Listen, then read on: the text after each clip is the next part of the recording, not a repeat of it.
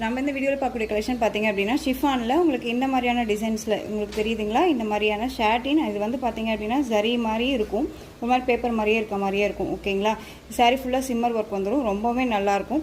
இந்த சாரியோட பல்லன் ப்ளவுஸ் காமிக்கிறேன். இது ஷார்ட்ஸான ஒரு வீடியோ. ஓகேங்களா, ரெண்டு பக்கமும் both side equal size border.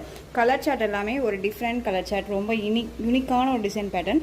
And வந்து கான்ட்ராஸ்ட் பார்டர், வயலட் கலரில், டார்க் வயலட் கலரில் பார்டர் வைஸ் கொடுத்துருக்காங்க.